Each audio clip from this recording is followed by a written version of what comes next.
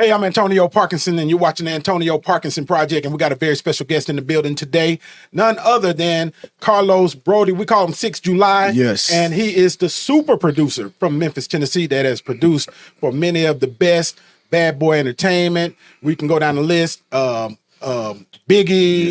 NDRE, Lil Kim, and a whole host of others. So don't go anywhere because we're about to have some Memphis music history, and we're going to come right back. It's the Antonio Parkinson Project.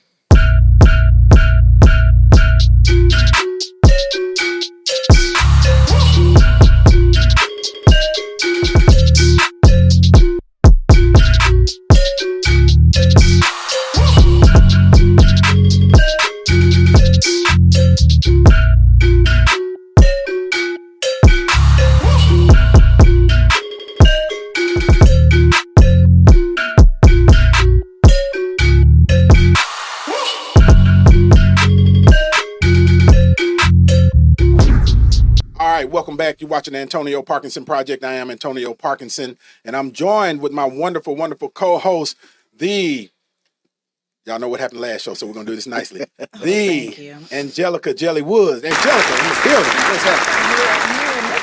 I'm here. I'm excited to talk to Mr. Broady. Okay, all right. Okay, you got your little lashes on, I see. I do. DJ Kojak in the building. Yes. We up in here, man. We in here, Kojak. We up in here. Angelica got her lashes on, man. Hopefully one don't fall off. You heard about Brody gonna be here? Man, that's a whole other subject matter. We can talk about how long should the lashes be. I can't do no How long thick should the lashes be? Oh my God. Bro, we got ADHD. Just We do, man. So you gotta keep us on task, man. Okay. Yeah, and we got a very special guest in the building, Carlos Broady in the Yes, building. sir. What's up, man? What's good, bro? What you know, good? How long should the lashes be, man? Man, listen. Yeah, I'm the wrong person to ask about that. Look, we don't want to look like little tarantulas. You know what I mean? Like, You got that. You got those. Yeah, there. feel like you can't see. They're like in your vision or something. I don't like them like that. Yeah. What about the ones that should be on the end of a broomstick? oh my God. They need to be hit with it. All right. Okay. And then I've been getting these, hearing about these police reports about these lashes being stolen from these Volkswagens. Oh wow. The From the front of them? Volkswagen. Yeah. Oh wow. Oh God, no. My daughter, man, Kirsten, my Yes. daughter's she's in the beauty business, right? And she's now, outside somewhat of daddy's rules. So she is taking the lash thing and ran with it, man. Okay. Man, look. In a good direction or a bad direction? Look like a Ooh, bad now boy. go ahead. You can't take it back now. Right. Daddy. And we got to be careful too, because I don't want to step on anybody's creativity. Yeah. You are who you are. You know what you like. This, that, and other. But sometimes I be feeling like my daughter. She can't. I feel like her eyes are too heavy. Yeah. Tap in. Some ladies like that, man. Y'all tap hey, in. Tap in The right long now. nails, You like the too. long I lash? can't do long nails. Yeah, where you have to text like this with your. My question is like, how do you even properly wipe yourself? Oh, I just want to know. That's the question of the She was day. very proper with it. How do you wipe yourself? I'm like, how do you wipe your ass? I don't know. I can't wear like the long braids. My braids would be in the toilet. They back there for ratchet, man. Yeah, I'm not the person. I'm Dang, man. I'm gonna let y'all have that one. Hey, look, man. Hey, I should have warned you, huh? I know who I'm dealing with. I warned I him. know Did what you time warn it him? is. Yeah, she did. Yeah, man. Look, what we drinking tonight, Angelica? I'm drinking Mountain Dew. Mountain Dew. Mountain Yep, Dew. Mountain Dew it Mountain is. Dew. Right, Yeah, right. you white. Mountain Dew for me too. No. Yeah, you too. Mountain Dew? That's what we doing? drink. Okay. We drink. For real. They lying. Right. Mountain Dew. And Carlos, you're gonna learn quickly after Okay, I doing 3 segments with us that Angelica is never part of the things that she shouldn't be part of. Gotcha. Never. But she's a born leader, though. Let me leave that. Okay. Right. Yeah, that's what y'all call Leader's it. not temptation. Yes. Right. Born leader, quote unquote. With the hands. With the hand, right. So hey, 2024 is right here, right? Yes, around the Can you corner. believe that, man? Man. 2024 is right here. Yes. It's been a lot, that happened in 2023. How do you think your 2023 win? And DJ Kojak, I'm gonna let you start. How did 2023 go for you? Man, 2023 was. I can't complain. I did a lot of. I did a lot of switching We're up. about to get Kojak. I did a lot of switching up. Right. Okay, go ahead. Carlos. I ain't got I nothing. can Angelica, complain. let Carlos know Let what Carlos- Kojak, being Kojak is. Come on, Angelica, let him know. Going somewhere without going somewhere. That's Hey, gonna Carl- have I to mean, be we go Kojak. back. So Oh, you yeah, mean Kojak? yeah. Oh yeah. We go back. Yeah, Yeah. Kojak's gonna answer the question. Yeah, I've been He won't answer the Kojaking for a For a while. while. Yeah. He don't never answer the question. Never. That's Angelica said I give you classic. something. He don't answer. she said getting Kojak was getting an answer from Kojak and going nowhere in life. No. Yeah. Period. Yeah. Yeah, Yeah. you haven't advanced not even a little bit. No. It's a Right. waste of Not time. at all. I'm trying to Get it. tell you. So 2023, how was 2023. I 2023? mean, I can complain, but it ain't gonna do no good. Yeah. You know what Yeah. I mean? But I say every day I wake up on this side, I'm good. You know what I mean? What? So hey, I'm looking forward to 24 though. Yeah. 24 gonna be the year. Yeah. It's gonna be good. Yeah. Yes. That's what's up. Carlos Broady, y'all in the building. We're gonna jump right in. It's Carlos. Let's go. Carlos, they call you 6 July. Why 6th is July. I'm a Cancer Yes, baby, you are. man. Yes, you you know, are. you know. Are you a good building. cancer or a bad Depends cancer? on who's doing that? There what. are no bad cancers. Yeah, wife, scoot over. I mean, I'm Wife, crazy. I'm crazy. Man, all Wife. cancers are crazy. Yeah, You're exactly. crazy So, as hell, but man. you got to stay on my good side. Don't get on my bad side. So what percentage are you getting back? 70-30 The 70 bad? in my mind. No, I'm a good guy. Parker just said he was a good cancer all the way around. So. Yeah, I mean, we I good am who I people. am, right? Just stay on the good side. But you know what? Cancers are the most giving people that you'll All ever day meet. long. Oh, listen, don't give me. We the I had a mother sign of the zodiac. Listen, So I that's, had you know what I mean? I had a Like, come cancer on. scam me. Okay, so I we mean, didn't go down that no, long. we're You very was on the smart. wrong side. Yeah. Yeah. I we're very said smart. Are you smart dummies? no. You got scammed. Oh no. Okay, I'm not even gonna tell you the full story because No, my come story on, gonna go Angelica. Your left. stories are the best. Let's No, hear the story. I'm not. Angelica, I'm tell not. us I am how not. a That's how cancer you gonna scammed you. do the I'm cancer. not. Let's I'm hear not. it. Yeah. It was just payback because I didn't go about it the right way the first time. I didn't go about getting the money the right way. So it was just payback. I'm Okay. giving that. Okay. So how did you get the money? No, we're not. Parkinson says, no, I ain't got nothing to say. Kojak, we got Kojak by Angelica now, right? Yeah. Mr. That's what I'm Brody, talking can you about. tell me more about your name and how you got it? My name, July. I'm a Wu-Tang fanatic. Man. Also, I produce a couple of the members. So early on, I've been knowing them guys since like '93, and just being, a Wu-Tang fanatic, crazy about RZA. I just wanted a name. I used to go by DJ C Love, and just the transition from DJ to producer, I wanted a different name. So 6th July came to me, and it, just stuck with me. What made you want to transition though? Just the way music was going. Like in the '90s, early '90s, we talking about hardcore hip hop. I'm a New York cat at heart, but from Memphis, Tennessee. I just love the East Coast hip hop, So that was it. Coming from the DJ days. That's interesting because Yeah. I'm a transplant to Memphis too, right? From California. Right. But when we met Kojak and Kel Right. and all them cats, right? They were all Right. hip hop. Yeah, cats. we hip hop heads. Hip hop Yeah, heads, right? for sure. And really was not a fit in Memphis Nah. at the time because you almost had to have a curl and be gangster walking across the street. Your khaki suit. Seriously. Yeah. For sure. Kojak, because we used to all be into hip hop. Right. Am I right? Right. You remember the days of being at the house, man, and we had the studio set up in the house and we all be there, man, and the stuff we was producing didn't really fit Right. with what was being produced, Right. in Memphis at the time. So, It's crazy. Yeah. I got turned on to your music through SMK. man, Sean, shout out to Sean Yes, Prost. sir. SMK Yes, is sir. my guy, man. Yes, Yeah, sir. my guy. Another legend. Yeah, man. Yeah, It's so yeah. funny, man. So I got a chance to meet SMK after getting scammed, right? When if you don't. Is that y'all talking about? Because neither one of y'all from Memphis. Y'all talking about Memphis slickly? I'm talking about Memphis straightforward. Right? I was talking about a cancer. Oh, yeah. But what, He you was in Memphis. Memphis when it I was happened? at the M word. Yeah, he Oh, was straight. yeah, He was okay. my introduction to a Memphis. Yeah. Hey, at least you got it on the front end. Right, So right. now, man, thing about our city is, man, there's a scam for every occasion, man. Oh, no doubt. And if it's something new, Yeah. they're gonna find a way, right, to find a scam for it. And it's so funny because I was down at OTS, right? And we ain't gonna talk history yet. We're gonna talk history next segment. I was down at OTS, right? Hadn't met SMK yet. Okay. And I was trying to do my first demo. I did my first demo at the Banks building on Lamar, right? Wow. And so Reggie Borland. Yeah. Introduced me to this dude because I came in there trying to do my stuff, and they said I sounded like what's my boy name? He's from L.A. Right before Domino. You remember Domino from L.A.? Yeah, Remember yeah. that? But he was one of them guys. His name something MC, right?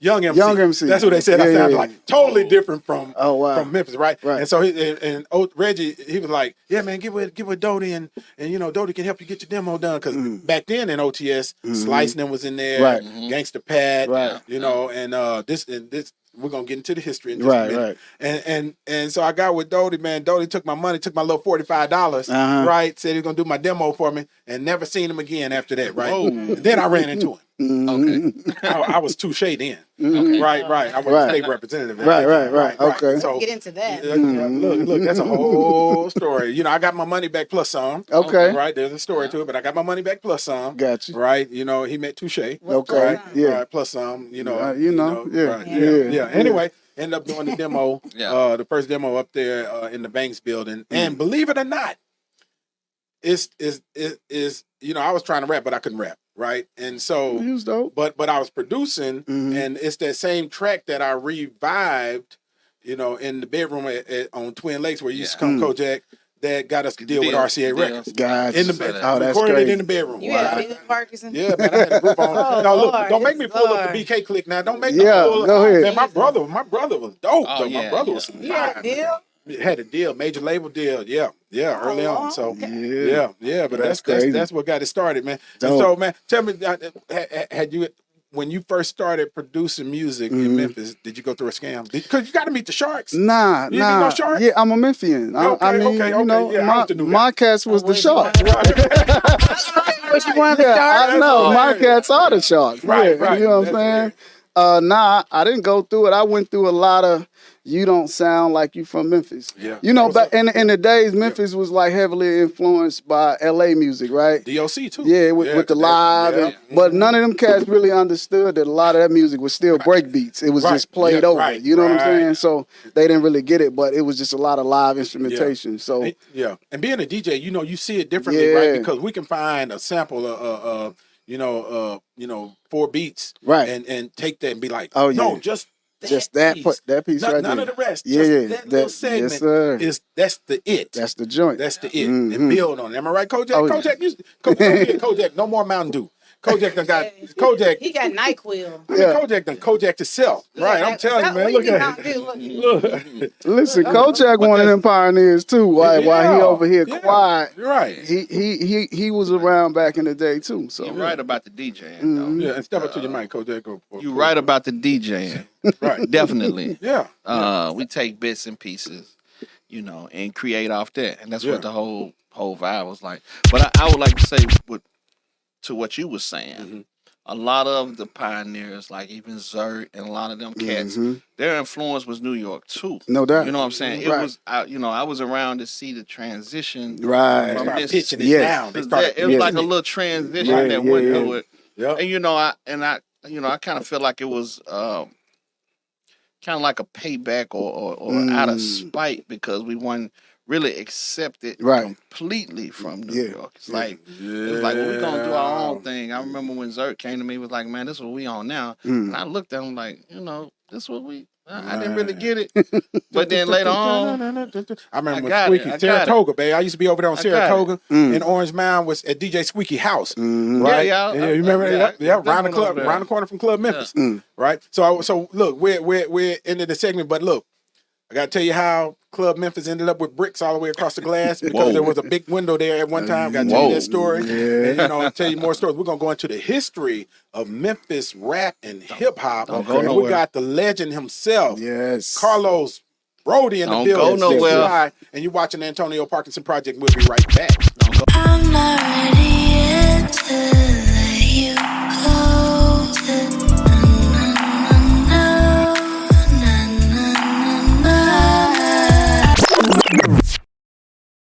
Hey man, this is Marcus with Unapologetically Memphis. We tuned in to the Antonio Parkinson Project.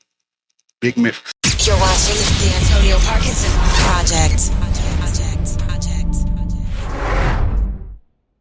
Hey, I'm Antonio Parkinson. You're watching the Antonio Parkinson Project, and we have our very special guest in the building. It's Carlos Broady. We call him 6th July. Yes, sir. Yes, sir. Because he's the young version of me. Mine is 14 July. So cancers in the building. Cancers are in the building. In the building. Look, there she go. Right. Yeah, you surrounded by cancers. Yeah. So ain't nothing you can do about it. Ain't nothing she can do about it. Right? At all. Right. So y'all look. This is a special episode for me, man, because you know, when you start talking about Memphis music, you know, my reason, honestly, you know, I was living in Japan, right, and I came back to Memphis, and one of the overriding factors that made me stay in Memphis was that at the time it was still virgin, right, for music, right, virgin for opportunity, honestly, and you know, and so I was able to, you know, fortunately, you know, be able to immerse myself, you know, in you know, the music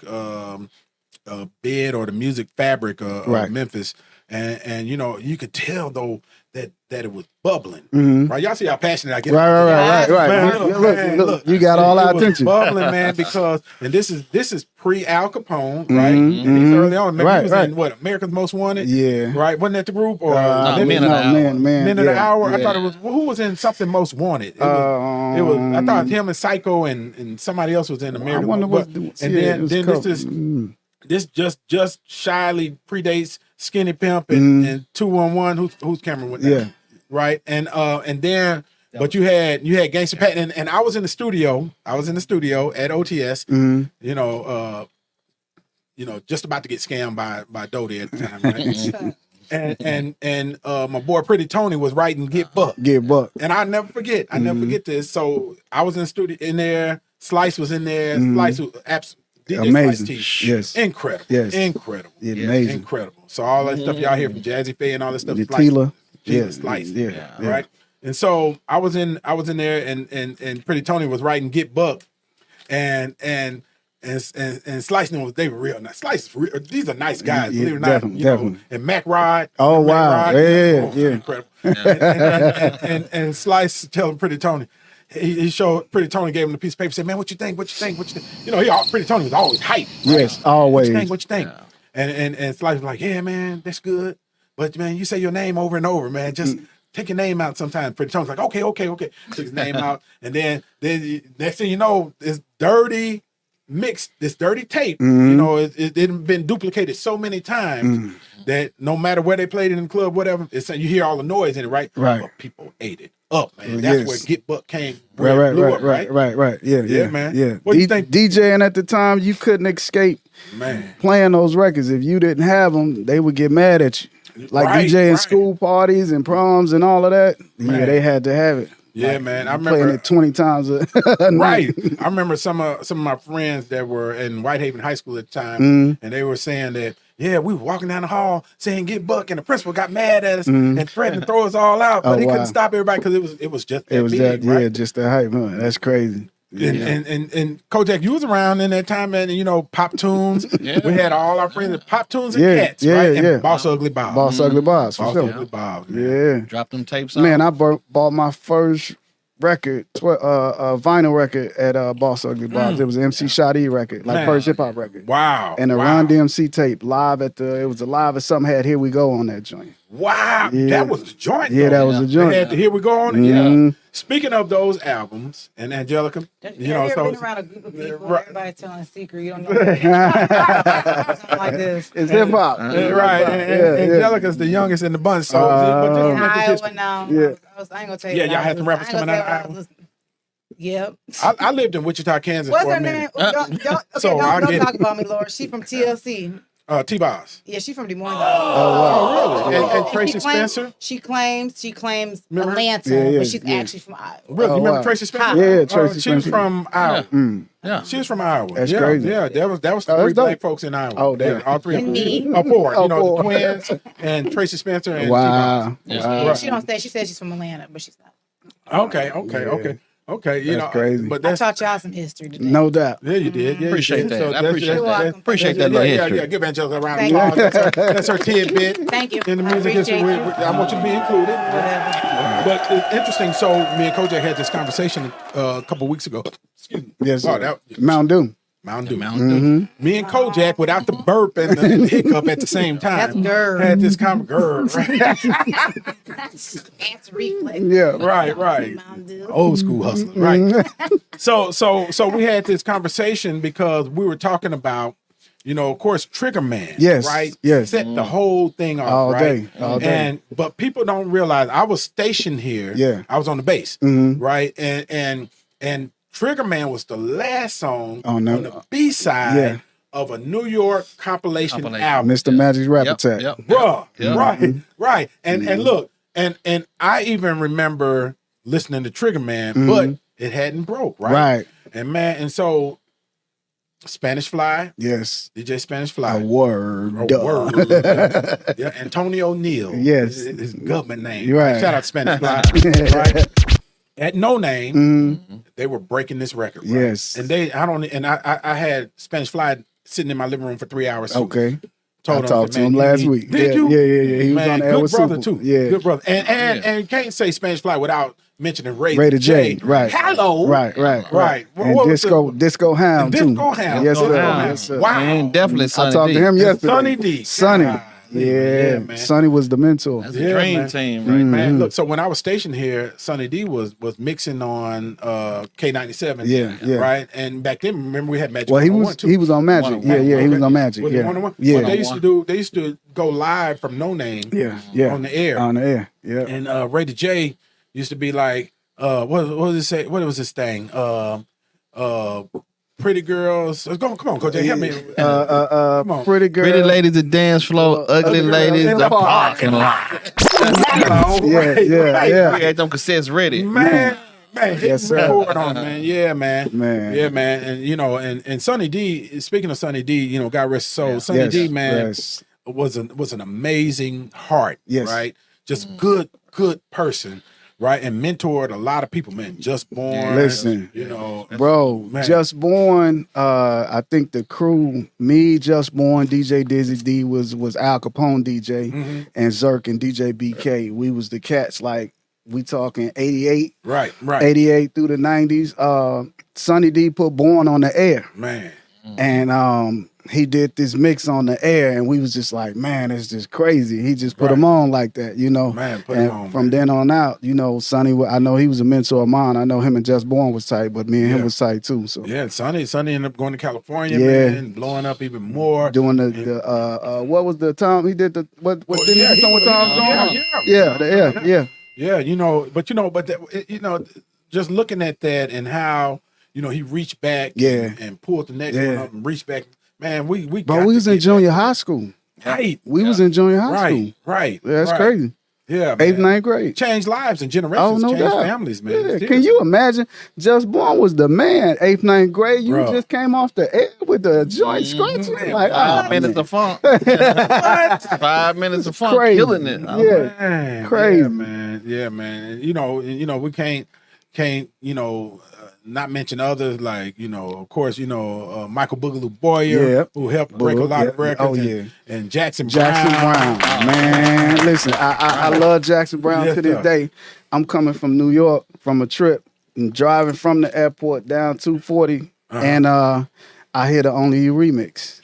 Oh man, And it was Brown and Born. Man. Like Brown and Born always play all of my records, no matter what they was, they played them. Right. Right. And that was just the craziest feeling. I felt like jumping out the car and running down the expressway. Man. You know what I mean? That's It's crazy. I'm telling you a funny story. So Jackson Brown, right? So me and my brother, this is early on, right? So I done took this Vanity 6 sample, right, to Nasty Girl, right? Yeah. And I done looped it, put a little beat with it, right? And me and my brother, we had a song to it, right? My brother could rap. I couldn't really rap, right? But I could produce. I could rap. You had some bars. I man. was Come on, right, Don't right, act like you ain't had no bars. I was Yeah. trash, right? Yeah. Right. Young MC, right? Right. And so you remember at Sherrod's, they had the little talent show. I forgot what they called it at Sherrod's. It was a talent show. Shout out to Sherrod. Yeah, shout out to Sherrod. And in Sherrod's, you had the pit in the and so that's where you got in there and you did your thing. And and they rated you, right? So my brother dragged my brother dragged. So this MF is notorious for forgetting his lyrics, right? So he was the one that's pushing us to go do this, right? So 2 stories about this song with the Nasty Girl mix, right? So one, we go down there and we do it at Shiraz, right? And we're down there rapping. First of all, we got on Oak Tree clothes, right? Oak Tree, y'all remember Oak Tree? They don't remember Oak Tree. Y'all remember Oak Tree? Yeah, they don't. Yeah, Chet King, Oak Tree. Yeah. We got on drag. You know, we from California, right? So drag got these. He's like, man, I want to get us some Z Cavaricis. I ain't never even heard of damn Z Cavaricis. Everybody else here was going to Burt's. Right. So we're going Salmon. So we're going. We had Oak Tree in Mall of Memphis. Right. And getting, you know, some slacks and printed shirts. Anyway, we in Shiraz doing the song, and we were down there doing our thing, right? And you know, the song was raunchy and trash, right? Garbage, right? Drag forgets his damn lyrics. So you know, when I finish my verse, I'm first, right? Drag had one too many walk me down, right? And he forgets his lyrics, and I turn around and look at him. Now my eyes popping out because he's supposed to be doing his verse, and he ain't doing his verse, right? And so then I'm trying to cover him on his verse, but I don't remember his verse, right? His eyes popping out, looking at me like you messed up, like I messed up, right? And I'm like, anyway, we got booed. We got booed off the man. We got booed. That's the thing about Memphis too, right? Yeah. You know, Memphis is a giant Apollo. Listen, man, bro, if you can survive Memphis, you can survive anywhere, right? Listen, I don't know if people remember when Nelly first came to Memphis. They were throwing batteries at the man. Look, but if you hadn't experienced that in Memphis, you ain't cut yet. I remember being at Crystal Palace. You ain't ready. Oh yeah. You know, hey, look, you had cut your teeth at Crystal Palace. Yes. Right. Yes. If you didn't perform at Crystal Palace, if they just stood there and looked at you at Crystal Palace, you did great. Right. But I remember our first time performing at Crystal Palace, man, they took our CDs and they was throwing them and smashing them on the ground in front of us. You was about to fight. Man, I mean, hey, Angelica, it's unforgiving. Don't put the camera on Memphis me. is unforgiving. All day long. Right? But you know what, though? You regroup, come back. Yeah. When we regrouped and came back, man, we was on in Crystal Palace. Oh, yeah. If you own in Crystal Palace, you own almost You own. everywhere. Oh, no doubt. You No did doubt. half the battle then. Right. That's real, tough, right? That's real. Yeah. Yeah, man. That's crazy. It's crazy. So Carlos, how long you been producing? Ooh, about 27 years. 27 years. Actually, 27 years. 27 years. Here's something that I try to explain to people, and people tend to miss it. Angelica, is I'm trying to figure out how old you are. 51. Yeah. Dang. Look like it. Yeah, appreciate it. What they say, God is good. That's what they say. Right. I thank the woman over there. Yeah. Gotta be the piece. Yes. Right. Look at her. He be looking She fresh. said, "You welcome. You welcome." Right. You know, people don't understand is that, you know, in music business is so highly competitive, Yes, right? it is. That you know, if you've been producing that long, you've produced a lot of garbage. Oh, too. yeah, no A lot of doubt. trash No doubt. That never sees the light of day. Yeah. People, you look at Drake, right? Drake, everything he touches turns to platinum, or titanium, whatever the highest thing is, right? But there's a lot of stuff in the closet that will never ever see the light of day. I believe Gotti may have some of that because Drake used to be at Arden over there. He was around us when I was working with Gotti. John Fry, yeah. They had a chance to sign Drake. So man, listen, John Fry came to me. John Fry, y'all gotta understand, was a good dude, right? White dude that owned the one of the main studios here in Memphis. Yeah. But John Fry was Christian. Yeah.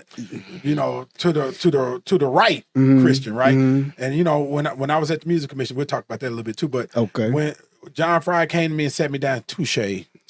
I just want to understand, you know, we got these guys, their name is Yin and Ying and Yang. I said, you talking about Yin Yang twins? Right. Yeah, that's their name. Yeah. Right. They want to come in the studio and you know, we don't want all of the weed smoking and you know and just the element. That's how you put it. I said, you want the money? Yeah. Well, you know, but we don't want the, you know. I said, you want the money? Well, we just don't want the element, but you want the money, right? He didn't answer that question, but I said, man, get the money, let them folks record. Spray something. Get out the way. Listen, they can bring a whole budget to you. You know, I want to say Paul, I want to say 3-6 and Gangsta Pat might be the reason why they stopped wanting rappers to come over there. Oh, really? But I was the bridge to bring them back. Okay. So a lot of people couldn't book unless they booked through me because I was the clean cut guy. Right. What's my boy name? Jody. What's the air? Jody Stevens. Yeah. Good cat. Good dude. Yeah. Jody, John Fry, and John Hampton. Those were the guys. Right. Yeah, man. Yeah. Good dude, I have a man. question for you. Huh. When I heard you talking and you said that you were coming Center down. yourself on your mic if you I'm don't sorry, mind, I'm please, against- man. I got- Thank You got lazy. It's the Mountain Dew. It's the Mountain The Dew. memory lane, I was over like. See. Okay. No, it was just memory lane. All right. Okay, so you express your excitement down 240, Mhm, right? Right. Do you still, after 23 years, do you still have that same feeling when you hear your songs being played? Yes. I am a fan of music, beat making, producing. Like, I'm a fan. So I'm not the guy that just because I have, status or accolades or whatever, that I don't get excited about good music. I do. And I'm excited when people love my beats and my music. So for me, it's incredible. And then I have a question. So somebody who wants to get in the industry of making beats, what's 3 tips you can give them? Oh, Lord. And I have another thing to say. Like, you guys talked a lot about rejection and hard work. Oh, yeah, I know about that. This ain't, I feel like the generation we're in now, They can't do no rejection. No. And y'all talking about people getting booed, and now that place probably would have got shot. Listen, let's They can't accept rejection. They don't. The work ethic is just different. We feel like it's just supposed to be like a kind of thing overnight. You know what I mean? Yeah. Number one, it ain't. my rejection before I got on with Bad Boy, I was rejected by every record company. My wife gave me an idea of sending tapes to the record companies. Who gave you the idea? My wife. Everybody know this stuff. It's new to you. Everybody know. Okay, everybody know. I'm gonna hear you say who gave you the idea. My wife gave me that. So we sent off like 6 tapes to 6 different record companies, and everybody rejected it with a letter saying we don't accept unsolicited material. And I get a call from this guy, Harv Pierre, at Bad Boy. He was the president, and then his cousin was June Balloon. And June called me, and they called me about this tape, this one particular tape. And they said, I'm gonna give you my guy Nasheem Myrick is gonna call you. And Nasheem called me, and he was like, yo, the music is dope, right? Let me hear another tape. So I sent him another tape. And when he got the other tape, he called me back and said, yo, Biggie wants this beat. And I'm like, wow. Notorious? He was like, yeah, you got to come to New York. Hold that right there. You see what I'm saying? Hold that right there. Hold that right there. Hold that right there. Look, you're watching the Antonio Parkinson Project. We're going to see what the reaction was from Carlos Broady when he heard that Biggie wanted this tape. You see how my interview just got honcho like You're watching the that? Antonio Parkinson Project. We'll be right back. I'm not ready yet to let you go.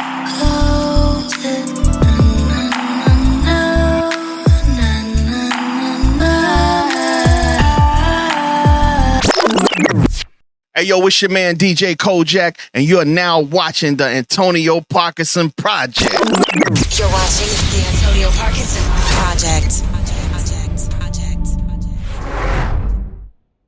And welcome back to the Antonio Parkinson Project. I'm here with my wonderful co-host, Angelica Jelly Woods. Put that camera on, Angelica. Jelly Woods. We'll talk about Would be nice. Right. Yeah. Angelica, come on. We got guests in the And building. then we got DJ Kojak in the building. DJ Kojak. Yes. In the building. Kojak, send He yourself. halfway here. Kojak. He over there sitting- he over there sitting- You know, Kojak always been like that, Check bro. 1, 2, 1, 2. Yeah. We in here. We in here. They think I'm low key. He low key. Man, and he's They're the always, ones he you has gotta always watch. been like that. Yeah. He has been like that, yeah. Then the kind you gotta watch. I mean, you know. That was that. If you that's say the so. same energy that Scammer had. That's why she's been like that, right? No, he wasn't. He was She's a- been traumatized. He Yeah. was a no. She's been trying to- 'cause he was so I'm too smooth, so excited. laid back, I'm right? too excited in this corner. Now, wife, I would just give it a Come Look, on. you have not been scammed in Memphis. You ain't You ain't been. long enough. You ain't been Memphis long I remember enough. being No on doubt. Third Street. Being on stay Third focused, Street. Stay focused. Over there. We'll Okay, do I'm transition to coming the- back to it, but we got to talk about this real quick. Being on Third Street. First of all, what you doing on Third Street? Well, shit, I got introduced to Memphis and walked Okay. home. So I'm Walking legit, home, legit. B-boy. I'm legit, right? Right. Yeah. And so I was on Third Street. Me and my then wife, right? We were on Third Street. We were over there at Belts Okay. in the shopping center. Right. And this dude walked up to me, right? And he said, Hey, hold up. Hey man, let me show you this. You should have known right then. Look, don't tell no. They get quiet, right? Don't tell nobody. They gonna whisper. Look, man, and they look at you like this. Look, I got you. Don't tell nobody, but look at this. Look at it. And he shows me this ring. Okay, yeah, Right? yeah, you he got see that. me with my girl, right? Right. She showed me this ring. So Then that's how wife. they proposition, right? Put some pressure on you, right? Yeah. Man, listen, man. This right here, this is real gold. Right? I said, for real? He said, yeah. I said, so what you is 14 karat? 24 karat? What, how many carats? He said, look here, man. Let me take it out. Look at it, man. Look at it, man. He said, Look at it, man. Look at that, man. You should have known then. Right. He say, look, this ain't 14K. This ain't 24K. This here is plum gold. Plum? Oh. Damn. I looked at Annette. I said, Oh, you got hit with the You got the pimping. names? Dropping names now? I'm sorry. I said, look, I said, Plum gold. this ain't 14K. This ain't 24K. This here is plum gold. Yes. She's trying to hold her laugh. Right? I said, man, this plum gold? Yeah, man. This man, look, you ain't gonna find nothing no more gold than this. It was gold as hell. It was brass like a mug. It was gold. It was real gold. It was straight up plum gold. Plum gold. Plum gold. How much you pay for it? I said, man, I'm gonna pass this time. Yeah. Welcome to Memphis. Welcome to Memphis, right? Welcome What that, to Southgate Shopping Center? Southgate Shopping Yes, Center, sir. right, by the Bell's apartment. Yes, sir. What we're doing over there? Hey, that's another story. That's a whole other story, right?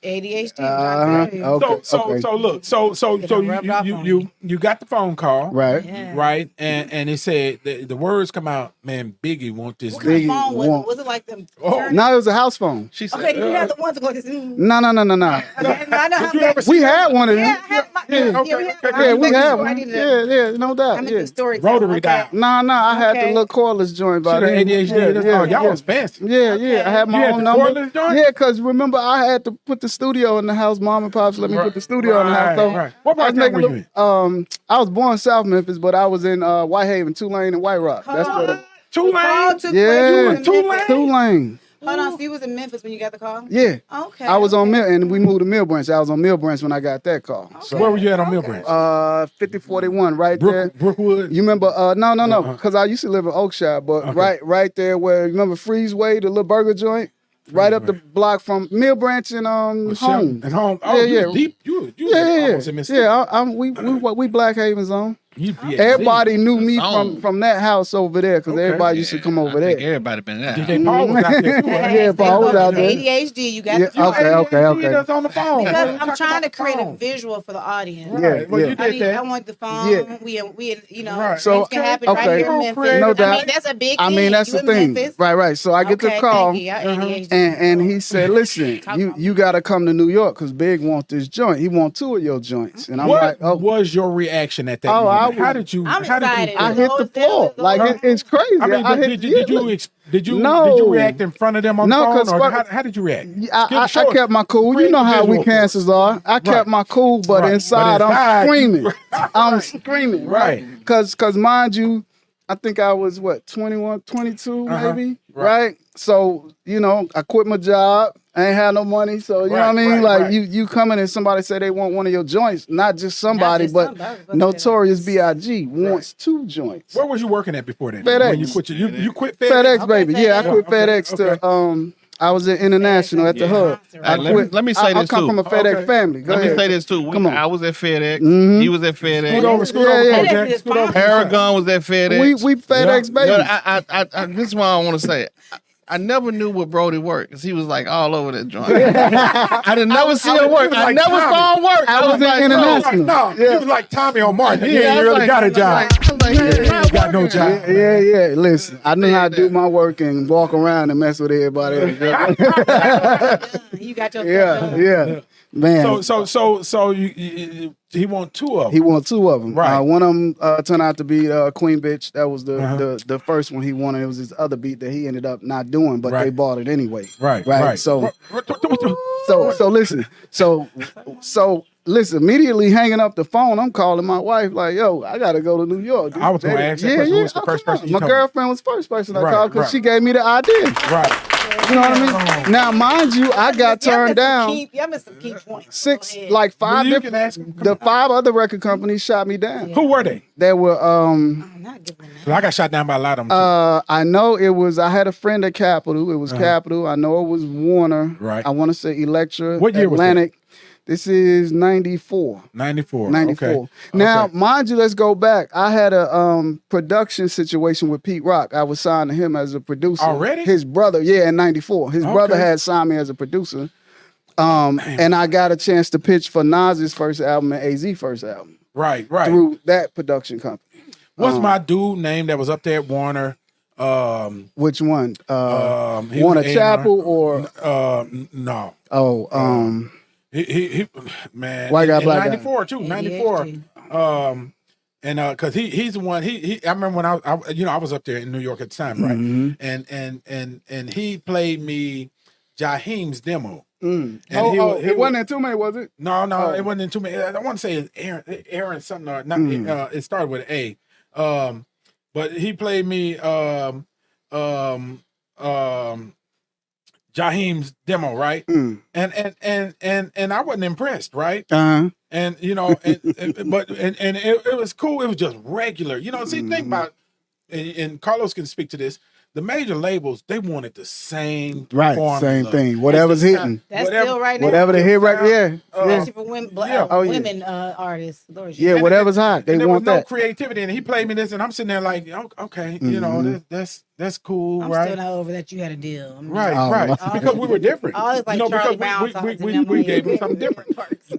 just like Carlos did. Yeah. You gave him something different that they didn't have, Yeah. right? You gave them something they didn't think they needed. We gave them something different that they didn't They didn't have. They right? didn't think they needed it. You know, and you know, They definitely didn't have what Savage. I had. Last name was Savage. Savage. Okay. I can't up there, think of Warner, it. right? Yeah. And we're top floor Warner, you know, in the Plaza, Rockefeller Plaza, right? And I'm listening to this Jaheim record, and it just sounded like some regular R&B stuff, right? He was excited though. He was like, "Man, this that," and rightfully so, because when he put him with KD, Right. it was a game changer. Oh, yeah, KD is the definitely. one that produced Naughty. By Nature, Latifah. and Next, Latifah. and Latifah. Remember the sound sounds all the same. And Coffee Brown, Coffee remember the Brown, Janae. Janae, yeah. So but his sound sounds all them records sound alike. Right. But he was a good producer, He's a good right? producer. And Great. he He did a big joint too. Yeah, Sky's the limit. Yeah, man. No, he did Missing You. By Biggie. 112. Oh, did he do that? Yeah, he did Missing You. Okay. I didn't know that. But he was dope, man. KD was dope. Yeah. Oh, yeah. But to your point, man, you gave him something different, right? Yeah. What'd you give him? I gave him the Queen Bitch beat. Okay, The Queen Lil' Kim Queen Bitch. That was on that tape. Queen Bitch was on that tape. It was something else on that tape. Somebody played that music, them tracks for them. Who played the tracks in the studio for them to hear? Either June. How did it happen? Nasheen played it for Big. That's who played my production partner. You know, fast forward, he played the joint for Big, and that's how.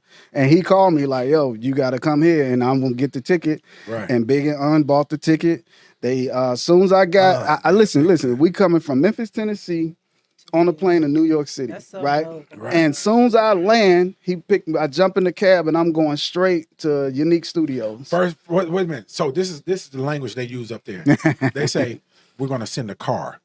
Am I right? Well, he told me hop in the cab. They told you hop in the yeah, cab? we was low budget Okay. then. Because Undies Records, yeah. They had money though. Yeah, but they still put my ass in the cab. You gotta get it Right. They paid for it, but I yeah. know when look, they would fly me in, you know, with Joe the Butcher and them. They would fly me in. Oh, we're yeah. gonna send a car. So man, my brother Dre. Yeah, that was the other side of the game, bro. Right, I'm with the I got brothers. you. I'm with, you know what I mean? Yeah. Right, I'm with the brothers. okay, Yeah, nah, you gotta I'm get being the cab. Parkinson. Right. I'm being Parkinson episode, okay? Come on. Because he's excited. I'm being Parkinson. Yeah. So today, 2024, a couple days away, if you had, let's say you were a new producer, and you had to send your demos, what they call Demos. demos. Yeah, Okay, they're still that's demos. language, right? Right. How would you do that though? I mean, They're not doing that. I don't know. If I'm new producer and I'm a millennial or whatever, what they call Not them. the air quotes. You don't air quote. I'm just saying I don't like Air using quotes. that You word. got air quotes. I got a 26-year-old son, so I'm in that mix. Right. So they already on social media. They kind of already know the game. So they that's embedded. It's a new game. I got a 2-year-old that works an iPad better than any of us in Get here. Angelica. Yeah, you know what I mean? Grandson, he's bananas with it, right? So they already, the social media is embedded in their ideology. So that's part of their game. Like the independent, like DJing for us was part of our game. The social media is their outlet. If you're not liked on social media, you don't have that clout on there, you ain't nobody. And it ain't about no money. It's about having those followers and all of that on all of them platforms. So that's how you would go about It's a it. different game. It's a different model. Yeah, definitely. Yeah. I would, kill social media. Yeah. I would. If I was somebody new, post. So I right would now be you don't posting. feel like you have to. Well, I still do, because a lot of the youngins don't know who I am, right? Unless I remind them, or somebody remind them when they hear a song and it's like, oh yeah, he did that song, right? So now I have to reinvent myself, right? I ain't trying to reinvent the wheel. I'm just trying to let the people know who I am. I'm still here. I'm one of the ones that still make records to this day. Do you feel like there's a lot of pressure though, since you have worked Nah. with a lot of big wigs? Can I say wigs? Nah. Artists, big artists. The artists look at the pressure. Who are the artists that you've worked with? As a quick segue. So I'll that's- Google. I go in order. Kim, Name drop. Biggie, Wait a minute. Come on. You got Little Kim, Thank you. Queen Yeah, Bitch, but right? it's Little good. Kim, Queen Bitch. Okay. Then the Only You record happened. The one, well, Capone and Noriega record happened after Little Kim record, Top of New York record. I did 2 for them, Top of New York and Driver's Seat with Capone and Noriega. And then the Only You remix happened in the midst of the 4 records for Biggie. Niggas Bleed, Somebody's Got to Die, My Downfall, and What's Beef. Me and Paragon, DJ Paragon, we did What's Beef together. Right. So then you got the Nas. I finally got a chance to work with Nas That's after incredible. Biggie passed. I did Small World and Project Windows. Then we did Mace, 24 Hours to Live and Take What's Yours. Did a record on the Locks album. Did a record on Carl Thomas's album. And Really? then, On his first album? Yeah. Woke Up in the Morning. It was My Downfall Jack. Okay. And then Puffy's first single, Can't Nobody Hold Me Down, featuring Mace, right? Right. Well, I did that. And then That's a big record. yeah, Only You remix featured Mace as well, but Biggie was on there. So Yeah. those 2 records kind of debuted Mace's career. Right. And of course, it's 24 Hours to Live. So you got Nas, and then Wu-Tang has always been my family, especially like Ray and Ghost. So I got a chance to produce You do Ghost. Cream, did you? Did you? Nah, do I Cream? did. I Okay. did. Well, a lot of Dark Man came out the Wu-Tang camp, Right, and I okay. did 90% of Law's Right, album because okay, he was my okay, artist, yeah, me and yeah. Tyrese's artist. Okay. right? Okay. So they allowed us to put the stamp on the album because Wu-Tang was crazy then, right? 94, 95. All of this was Memphis going never on. got Wu-Tang either. Memphis Nah, never nah, understood nah. Wu-Tang. Nah, I nah. used to The play other it- side I used did, to play but it we for my didn't. Westwood homies. You know how to They do the weren't there. Wu-Tang dance. Nah. My husband didn't even know what the Wu-Tang dance was. I didn't Do it for Yeah, us. show me. You're not. Do the You're Wu-Tang not gonna dance get for me. us. He know Come what I'm on, talking get- about. You know what I'm talking. I really don't. What's the Wu-Tang dance? Do a B-roll and put Oh. Who made it? Dirty? I don't know. They do it in the East Coast. It's called the Wu-Tang. Oh, listen. So go ahead. Dirty pulled me on stage in California one time because I reminded him. Dirty, you got Oh, Dirty to Bastard. everybody. I know Okay, that yeah, is. okay. I reminded him of one of ODB. his childhood friends. Uh-huh. And he was like, come on, nigga. Right. Pulled me on stage, Right. so I'm standing on stage Talented, with though. him. But listen, let's go back, right? Because when I go to New York and get with Big, I'm coming straight from the airport to the studio. Right. Walk in the studio. Talking to the mic. Walk in the studio. Walk past the couch. Biggie sitting on the couch. He extend his hand like Who in the studio? Big, me, Nashim, and I think C's and I want to say I forgot his name. I want to say Damien, something like that. And Big stuck his hand out like, "Yo, you got some shit." You know what I'm saying? So I'm just smiling and I'm setting up my SP1200. I dropped the joint. SP12. Listen, Yes, yes. yeah, most of my records were SP12. Listen, That's a drum machine. drum machine sampler, 10 Right. seconds. Look at 10 seconds. That's all you got to make your music. It's 10 seconds. Drums and all. That's right, the sample. So Right, you right. got to be crazy creative Right, to right. Fit it Can't all. Nobody Hold Me Down, Only You remix, Top of New York, Driver's Seat, Niggas Bleed, all of the Biggie joints, Queen Bitch, all of them was made on SP1200. SP12. 10 seconds. Sample. And shout out to SMK. He's He's the man, master. Woo. Yes, he the one that made me want to get one. Right. I have a Listen. question. Do you think the quality of music has changed? Yes. Not for the better. I didn't mean it. No. But okay, so bam. So Biggie was like, yo, you from Memphis? And I was like, yeah. He was like, I'm gonna be there next week. So what? He's like, yeah, take my pager number. I got his pager number. Pager. I dropped the beat. Yeah, the pager what had the little display on it. Not the two-way. We weren't on two-ways yet. Okay. We still on the Motorola joint where you can, you know what I'm saying? Right, We just started typing in words. Right. H-O-E. Right. 304. 304. Right? So, man, so I got his number and I dropped the beat and we leave and I come back to Memphis, right? And a week or so later, my phone ring. It's big on the answer machine. Yo, Lo, so I'm in Memphis. Come to the hotel, kick it with us, blah, blah, blah, right? Come to the show. So I'm like, wow. So I call him back. When I call him back, he had the Queen Bitch record on his answering machine with him rapping the verse. And you just was in the studio. It hadn't been mixed. You hadn't heard the mix. I just heard none of that. Just heard that right there. And I was like, oh, wow. That's when it hit me like, okay. So I go down there. Where was the show at? Denim and Diamonds. D&D. Yes, sir. You was in that, I was in brother. that piece. Man. Listen, so I go to the show, could get in, and I saw my man Nate. And Nate like, come on, I got you. He let me in. Me and my wife go down there. First person we see is C's. C's like, yo, what's up? Right? Kojak. Go ahead. So we greet, and he was like, you know, he was out there scouting for girls. You know what I mean? Right. So, Right. And they were there. Yeah. Right. And he wanted a specific type of girl. Ain't They no had to be change, ain't no with it. change. What was his type? Come on, let's see. Let's see his You type. got to be going. well, We ain't trying to sit up and have no conversation. No, he don't want to talk to you. Right? It's got to be known off the top. Right. So bam. So we go back there, and I see Big, and he see me, and he tell his man, yo, that's the cat I got the beat from. So we talking, chopping it up a little bit. He's like, we about to go on. What you doing? Like, nothing, I'm here. He was like, come on stage with us. So the whole time, That's he incredible. come on stage, he rocking the show. Me and my wife standing to the left on the stage at D&D Yeah. while he rocking the show. That's incredible, man. So And that's shout out cool. to Howard Q. Oh, yeah. Devin Yeah. Steele. Yes, sir. Hypo on the mic. Hypo on the mic, Oh, yes. man. The D&D day. Oh, man, D&D wow. was a phenomenon. Wow. I remember, man, one time, man, when the police surrounded the entire parking lot Yes. of D&D. D&D was a wouldn't let menace. Nobody out, right? And I was a firefighter at the time, right? And I had just got my Durango. I had a 99 Yeah. Durango. Right? I was 99 Durango. Look, I ain't had Yeah, no you rims, was the man. no feet on it. It was brand new, Yes, icy sir. white, right? And I remember them officers saying,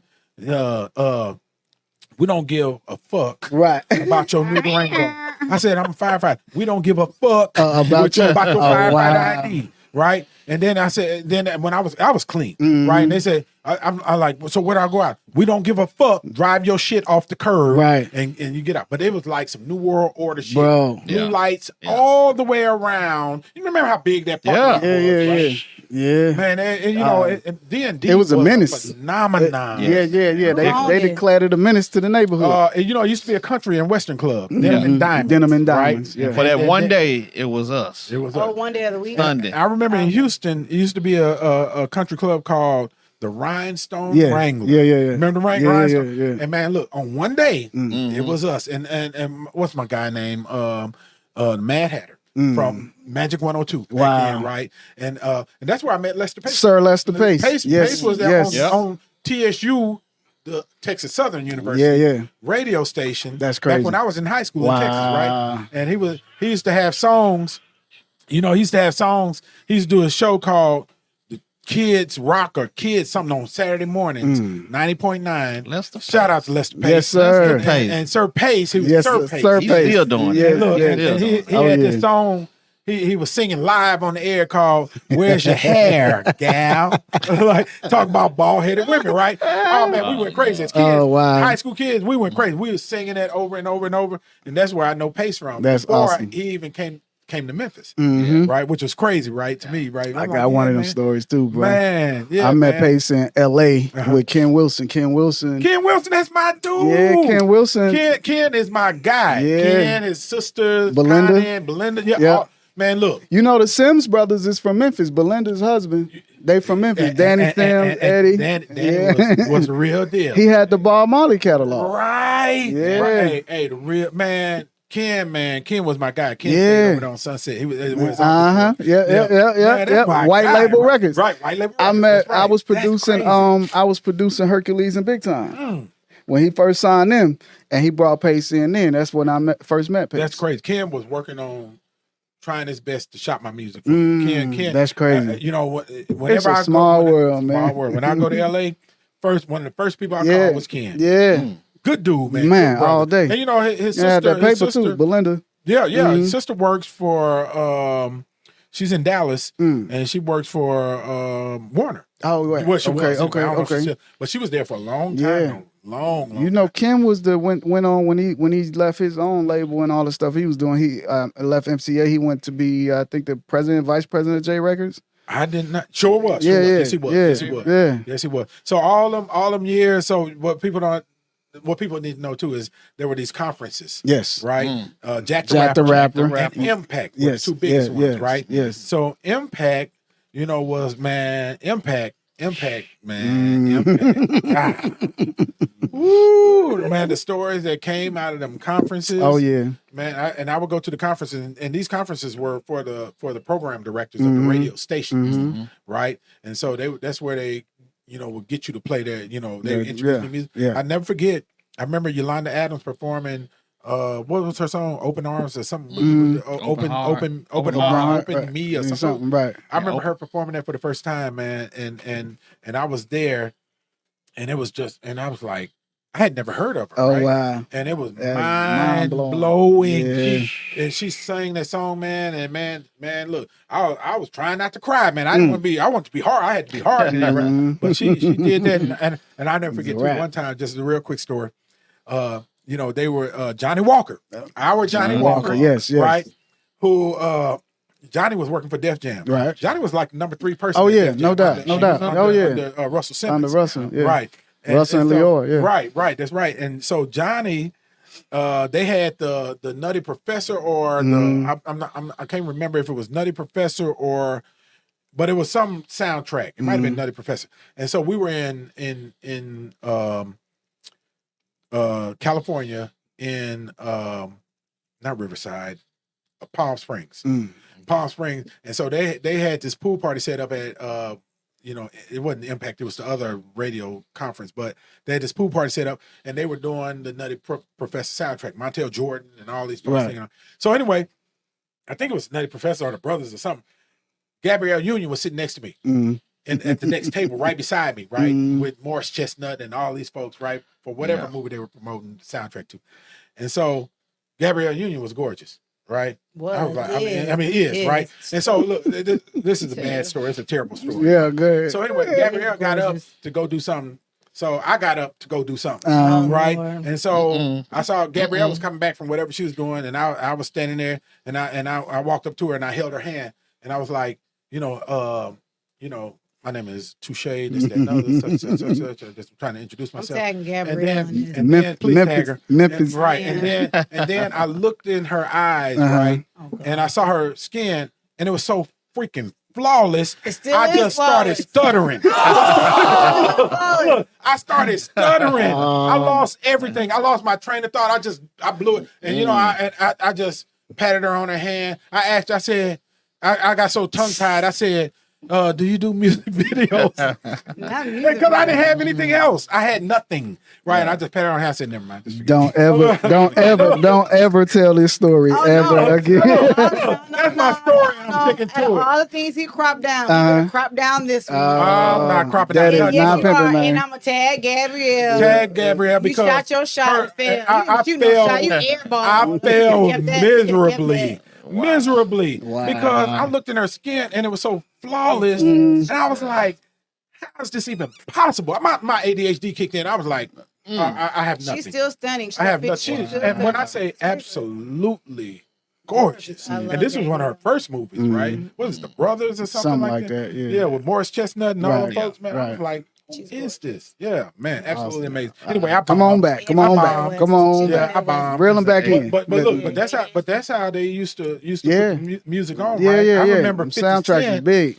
50 Cent was rapping, and he had a song, his demo He had a song where he was talking about all of the rappers. The How to Rob. yeah. It came on. It was on the Remember soundtrack. that? Yeah, well, actually, I think it was on the Violator compilation. How to Rob joint. Right, Yeah. right. So look, y'all, we're gonna go back. We're gonna come back. We way over our segment, and we got one more segment. Ain't gonna come back. But Look, we we're gotta gonna talk- create another We gotta talk segment. about the time at Bad Boy. Yeah, we're gonna Right, we gotta talk about the time at Bad Boy. a whole Mountain Dew. Man, look. No, he don't. Shout out to the Mountain Dew. Shout out to the Mountain Dew. You're Yeah. watching Antonio Parkinson Project. We'll be right back. Yes. I'm not ready yet to let you go.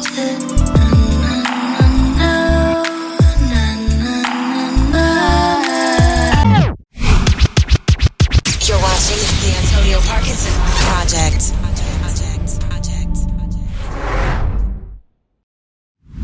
Hey, I'm Antonio Parkinson, and you're watching the Antonio Parkinson Project. Welcome back. We're here with my co-host, my lovely co-host, Angelica Jelly Woods, who's on the phone right now. Put that camera on here real quick. Right, there you go. What There people you have go. to say about this There show it right is.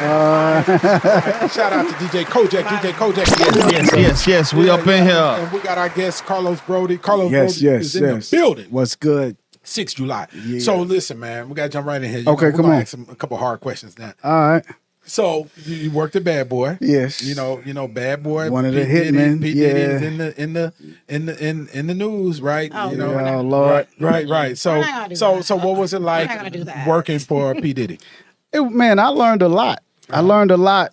The transition from a beat maker to a producer. Nice. You know what I mean? Yeah. Like you can say what you want about him. I don't know his private stuff and all of that, but when it comes to making records, he knows what he's doing. Yeah. So when he formed the Hitman Crew, you know, we just all took notes and just watched how he made records. A lot of us learned how to make records from him. What did he do that was special? Because I got an idea of his formula based on the Mary J. Blige album. Yeah. You know, he would give you something familiar, right? Give you a quick, catchy hook, right? And then all the rest was filled in the middle. What was special like about one working thing about him, he knew how to put the right people on the job. So this is what I tell producers. When you talking about producing, it's not just about music. Right. It's about, I know the engineer to record it, the one to mix it, right? I know the right musicians to put to And play based these on their pockets. style, right? Oh yeah. He knew all the players who to put the songwriters, Right. and I know the producers or the beat makers to put on this to give it that edge. Yeah. So he was great at putting people together Right. and putting these records. He's great at orchestrating. He's a genius with that, actually. He's like the But Kurt Franklin listen, hip-hop. nah, he beyond that. Like, because this guy, he goes to the mastering. He's gonna be at the music video. Then he's gonna be at the editing of the music video. You know what I mean? Sitting there If I know Puff like I know, he probably was in there when they was pressing the records. You know what I mean? Like, he's there from your styling, hands on, like your styling, the video, the choreography, and all of that. Like, he's a producer through and through.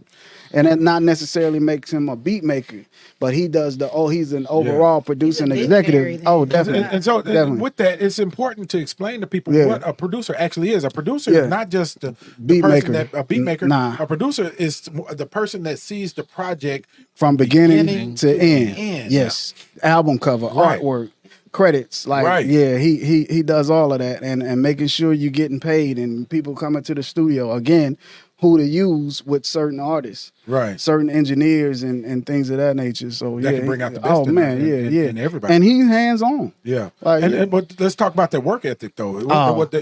He don't sleep. Right. You know, I remember we was in Trinidad. He don't sleep. He woke me up at 5:00 after going to sleep at like 5. Woke me up at like 5:15. Like, Right. yeah, we don't sleep. Right. So I became part of the crew that was up early and go to bed late. You know, Yeah. but he probably sleep like 4 hours, maybe 4 hours. He's gonna go to bed after you and get up before you. He's that cat. That's not surprising to me. Nah. I had my guy Akeem. Shout out to Akeem. Akeem was the street team for Impact. You remember? Did you know Akeem? For Impact magazine and my guy. I'm just drawing a blank. That owns Revolt now. Dang it. Well, he used to own Chris Clinkscale. Clinkscale. That's the last name. Okay. But Akeem worked for Clinkscale. And I went to New York and was hanging with them, right? And I never forget. And he was, now keep in mind, he was the street team for them. And so that's where I learned all my street team stuff from, Gotcha. right? And so they would work up until, I remember, I never forget this. We worked, I was just hanging. They were working till about 4 a.m. Then we went to this spot, this lounge. My first time seeing a lounge. Right. Right. There was After no hour sign. spot, right. There was no sign. It was just a red awning in Right, New York. right. Right. And you go in and you immediately go downstairs into the basement of this building. And there's a whole lounge in there with live music and people vibing, people sitting Right. on couches. I had never seen a setup like that before up until then, right? Wow. And then we came out of there. It was daylight. They went to sleep for about an hour. Got back up and right at it again. Right And at that's the where I office. learned my work ethic Yeah. and brought my street team work Yeah. to Memphis and started. That's how I got on. Right. Listen, I tell cats, hey, these cats are billionaires, and they not sleeping till 12 o'clock. You know what I mean? In the afternoon, them cats up when the bank open. They open. You know what I mean? That's when they get up, or that's when they already up, waiting on the bank to open. So they gonna beat you to the bank. They gonna go to bed after you and wake up before you. And they get them checks. Yeah. So what I look like sleeping at noon to 1 o'clock, or you know what I mean? Like I got to get it. Got to Man, get it. But it's an amazing, incredible work ethic and output when you're at that level. You can't be BSing around. you can't be man. lazy. You can't. It can't be a hobby for you. No, hell no. You know, and that's the problem I run into with artists here. They want to record when they want to record. Yeah. They want to Take a week off. Take a week and- off. They no. want to bullshit. They want and Listen. it can't work like that. This business demands your blood, sweat, and your tears. Man, if you really want to make it, you got to forsake all. I'm talking about wives, kids, grandkids, all of that, or else you're not going to make it. This ain't nothing you can jump into and kind of do when you feel like it. Nah, you got to give it up. If you don't give it up, you're not going to make it in this. I don't care what nobody says. I know it. No, they not. Everybody not hungry. No, they not. Claim to be hungry. Man, they're listen. not hungry. Listen. Yeah. When I used to go out with certain cats, go to New York, I slept on my man's couch, and I had a 4-bedroom house. But I'm grinding. I'm sleeping in hotel rooms with 50 cats. You know what I mean? Right. Like, we grinding. We there, we packed in the car. We trying to get it. Right. And you had your own stuff at home going on, but Like that. that's what I'm saying. They don't understand the sacrifice. They don't. It's a lot of sacrifice in this game. Man, it is, and it's and that's the difference maker.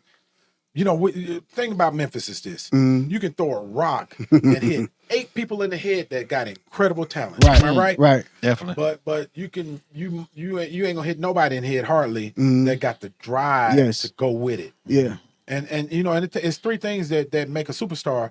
You know, the drive, you know, and the talent, and then the marketability. Yes. Right. And you know, it's sad and unfortunate. You know, we got it's in the water. You know, you're gonna find a talent out the yin yang. Right. Yeah, but that drive and that ambition and that ability to really want to work, it's far and few in between. Yeah. And I could say it honestly, I'm dealing with a lot of it right now. And to be teachable. Everybody ain't teachable. You can't teach that. It's got to teach be that. in you. If it's not in you, Gotta that's be something in. you can't teach. Right. Right. Nah. And it's so and you know, and it just makes me sad though, honestly, when I see some people that's so Man. freaking talented. Listen.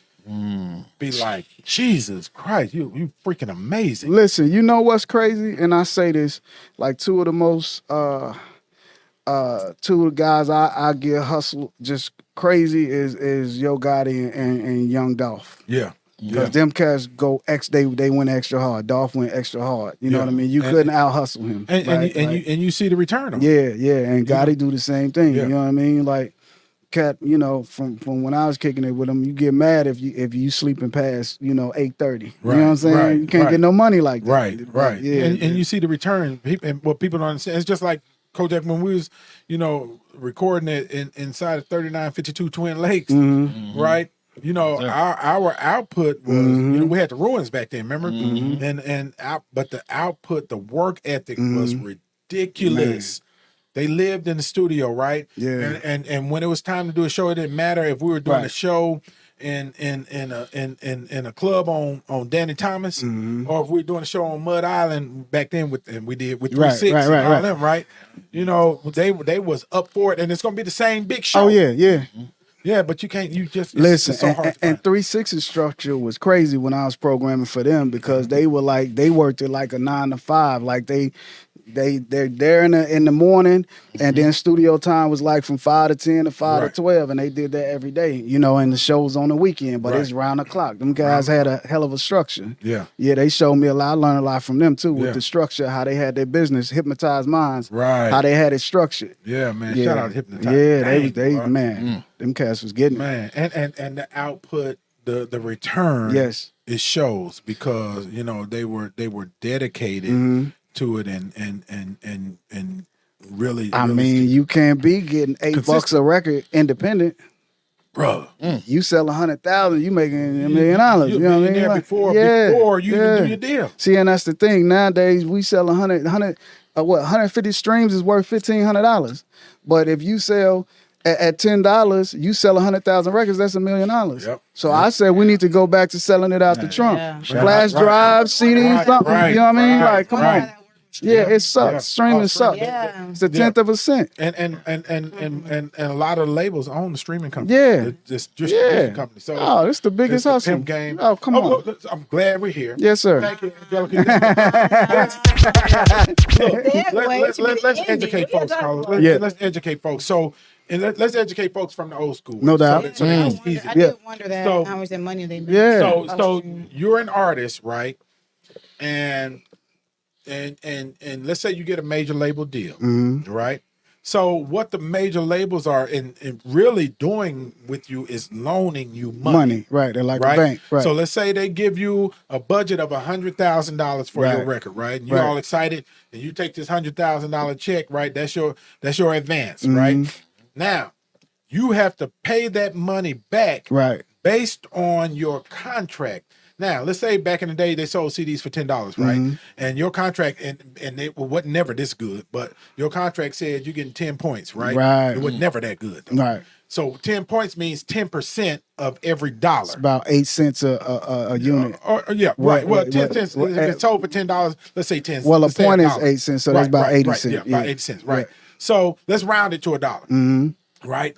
So you now remember you got $100,000 given to you, right? So before you can even see the first dime of your record sales, you have to pay back that recoup that $100,000 based on your dollar per CD. And I'm giving them a lot with $1 per CD. Right. So that means that you have to sell a little bit more than 100,000 CDs, probably 110,000 CDs. Before you see the first dime. Yes. Of your money. Now, watch this. 100,000 CDs sold at $10 a CD means that the record company done made $1 million, and you ain't seen the first dime because you took that $100,000. Come on, tell now, me. 2 Chainz. Pimp game. 2 Chainz was one of the records that I kind of got hip to the big advances because producers were taking big advances on artists that they thought wouldn't sell a lot of records. Right. That's where the $200,000 advances, the 100,000 and all of that came from, right? Other than that, it'd be like 20, 30 or whatever, right? For your music. So when I did Ghetto Dreams on Boats 1, right? And I got a call about he was about to sign. It was me, him, and this cat named Universal on the phone. Make sure you explain to everybody. Break it down in granular form. You and who? Me, Universal, and 2 Chainz was on the phone talking about he's getting ready to sign the Def Jam. And I had the Ghetto Dreams beat, and he didn't want to put it on the mixtape. He wanted to use it for his album. So he was asking me to save the beat for him. I'm like, I got you. He's like, what you want for it? And I'm like, give me $3,000. Right. He said, what? I was like, give me $3,000. He was like, okay, well, I'm gonna call you back in a couple of weeks when I sign. So fast forward, he signed, he called me back. He said, so now what you want for this beat? I was like, give me $3,000. He was like, for real? It's like, yeah. And I asked him, you know who I am? He was like, yeah, I know who you are. That's why I'm asking you. Why you want, I said, well, listen, give me $3,000. I don't want to recoup your $1 million budget. Right. I want to recoup what we spent on our song, which was the one song, right? Because Chainz had his own studio, got his own engineer. He gonna mix it, right? So we might have spent $10,000 on that one song because each song has a budget, right? So I only recouped on what we spent on making my song, right? And I told him I want to be paid on record 1. So Yes, fast sir. forward. Now he was Wait, explain that. 'cause being people paid need- on record one, meaning the first record sold, I'm getting some money from it because I don't have nothing to recoup. Right. I'm not taking a big advance. I'm not taking Right. I'm taking $3,000. Right. So if he sell 100,000 units, make $1 million, I'm gonna get some money because I'm only recouping on, like, if they spent $20,000 on my song, out that $1 million, I know I'm gonna see something. Right. Because it's not much to recoup. My advance was 3,000 and he may have mixed it for 5. So we at 8, right? And these are just rough numbers. So bam. He said, all right, bet. So I give him an agreement, sign my producer's declaration and all of that. And the record come out and he like at 600, 700,000. My first check, and this is just the one warming up, was 45,000. You see what I'm saying? Off of $3,000. You see what I'm saying? Because I didn't have to recoup your video, your budget, none of that. So I'm getting paid as he getting paid. Right. And that's one thing I learned. Oh, so I stopped taking big advances. Yeah. Just be Yeah. patient. Especially when it's somebody Just be like patient that. with it, ride the wave. You can't do it with everybody because he was so hot in the streets Right. that you just knew he was gonna sell off Right. the top. And he had an all-star list of producers. Yeah. And my record had John Legend and Scarface on it. Right. So And so, speaking of hot in the streets, you know, let's talk about that. You know, because I remember working with DJ DMD. Remember he had 25. yeah. Right. And then I remember also 3-6 Mafia is a Yes. golden. Oh, man. Master P. Yes. And the whole No Limit situation. Yes. You know, Tony Draper with Suave Tony House. Draper with Suave Man, House. yeah. And Slim Thug. Oh yeah. Yeah. All of these folks, they sold their records out the trunk first. I Hammer. was with DOC. Shout out to DOC when Slim Thug, when Pharrell and them came to Houston to because I was doing a record with DLC and 662, I believe his name. And I remember 6'2". Listen, they was going crazy over Slim Thug. Slim Thug Like, still it was, cold. man. Still I'm cold, talking man. about it was he been a millionaire, Right. Like, you know what I'm saying? And that's the thing, right?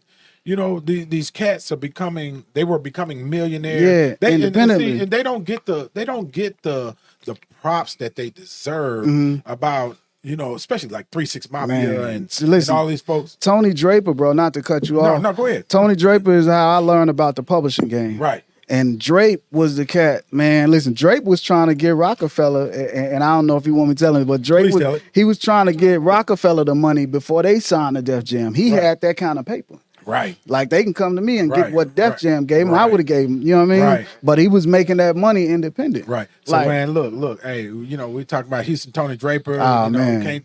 can't talk about Houston without talking about Rap Alive. You gotta talk about Rap Right. Alive. Jay Prince is just a whole nother story. I Right. think his cat's been a billionaire since the early 90s. Right, I ain't and, even and, lie. and laid back and won't even tell you that, Nah, that he's that. But man. and then you know the cats that came through my high school behind me, Pimp C and Bun Oh, B. yeah. You know, yeah, they were ninth graders. I was a No senior, doubt. right? Yeah, Yeah.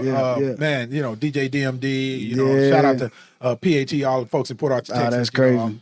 hometown, Man. You know, but yeah, man. Look, man, this has been probably our best show. Real talk. It's because We y'all need- had a mini Listen, high but school we gotta reunion. go. We gotta do a part 2 because we really didn't get to go into the warehouse music days. Oh man, You know what I mean? Where all of us, the Lil Pats, the Gangster Pats, the Al Capone, the 211s, we was all in On there. that? We want to extend the show. I We wanna mean, touch on it. Let's- We are- what okay. you mean, That's where 30, we was 10, at. Going on 2 hours. Yes, it's almost 8 o'clock. We're gonna have to do a part 1 and part 2. That's Yeah, how we you gotta know do a you part love. 2. Man, I am. You talking about my passion? Yeah. Right, seriously. A lot of passion in the That's what house. I'm saying. A lot of it. Seriously. Yeah. Okay. Man, look, you know, since I don't want to take a chance on this, so we're gonna have to talk about this history, Memphis music history, because you know it might be hard to get him back. We'll just divide it Nah, I'm into coming part 1 back. and Whatever part you 2. want to do. He ain't gonna lie out here. You coming back. So let's talk about that, man. I said Spanish Fly. Yeah. And Antonio Neal. Shout out to Spanish Right. Fly. You know, Yes. look, and going back to Spanish Fly is interesting because I was in the military when I seen these cats for the first time, right? And so I was the only person in the military. I mean, and they had a regular haircut, a military haircut, Right. at No Name. Oh wow. I thought I was fresh. I had on a long, I had Come on on a now. long trench coat, Yeah. right, and Yeah. had a Marine Corps haircut. Oh, wow. In No Name, everybody in No Name had a curl. Yes. Everybody. looking like a straight soldier. Looking like man, curl and gold teeth. And gold teeth, Dr. Gold Jordan. teeth. Yeah. But you know what was And crazy? Cortez had the Yeah. curl. and look, and right. Yeah. And look, Gangsta night. and I never forget, man, Gangsta because Night. Ain't it that was. I can tell you what they were playing. They were playing. Come on. Too Short. Yeah. Freaky Tales. Yeah. Right, and they were playing. They hadn't got to Gore-Tex yet. Trigger Man came out. Trigger Man hadn't dropped yet. Trigger Man hadn't dropped yet. It's before that. So this is when they and I never forget this because I was stationed in North Carolina, but I came back right, and I saw this, and I'm in there, and I'm like.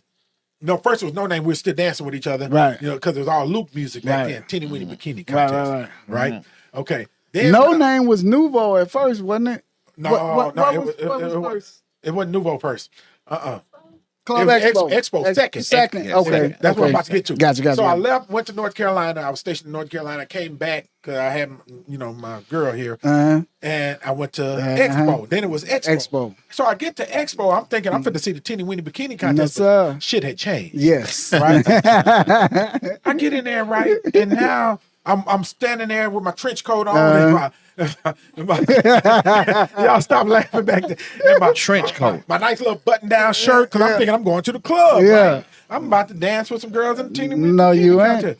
Got in there, man, and I saw them. They were walking around in a circle. Yes, sir. Swinging curls. Yes. Walking around in a circle. And it scared me. I ain't going to lie. This real God honest truth. I looked at this, and I said, they look like they doing some type Indian of dance, witchcraft ritual in here, right? And the Indian dance or something. What they doing, right? They walking around in a circle. Dun, dun, right? And I'm like, what is this? I've never seen anything like this before. And this speaks to the innovation of Memphis. No right? doubt. I've never seen anything like this before. Yes. And they were walking around in the circle and walking around in the circle and walking around in the circle.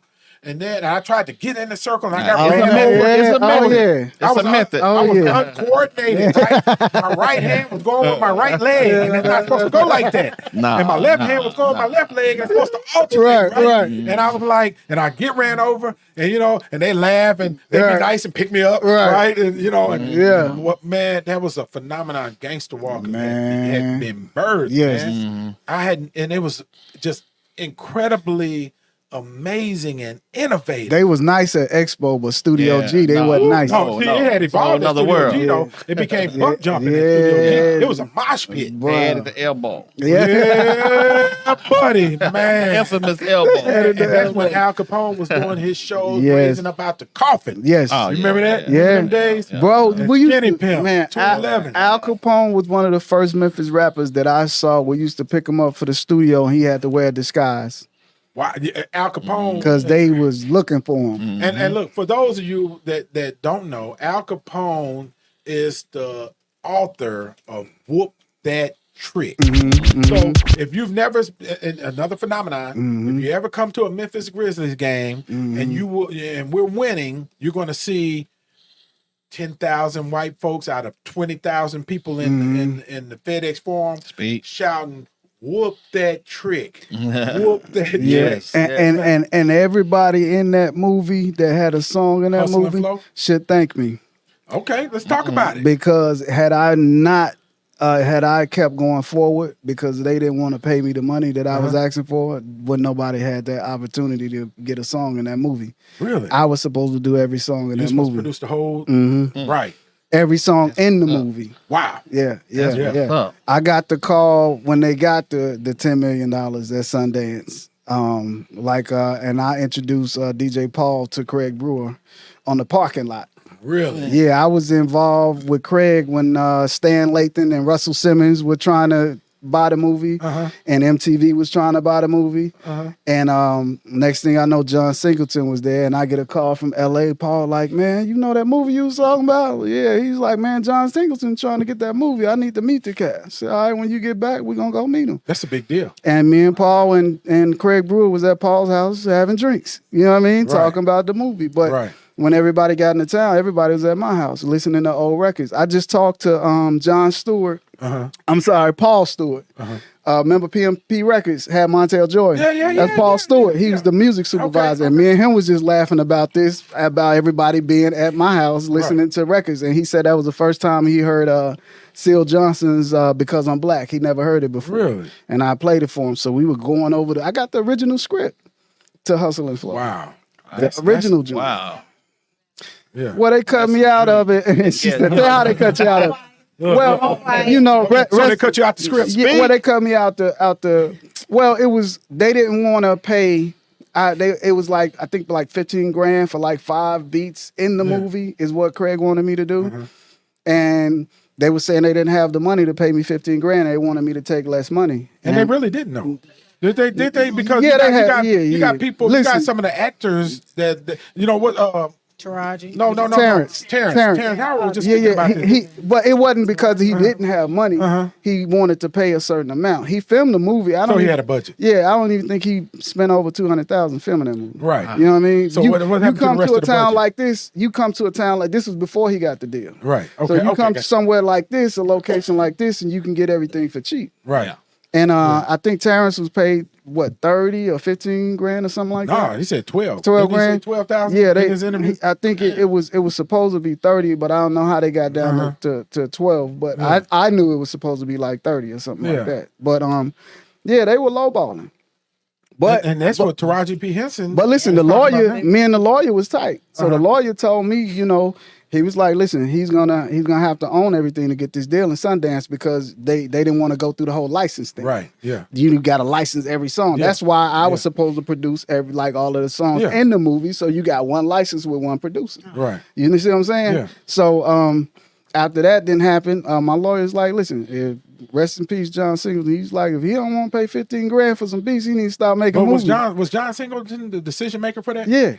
Oh, Yeah. wow. Like Okay. it was ill because from my understanding, I know certain people hadn't got paid when the brothers won the Oscar.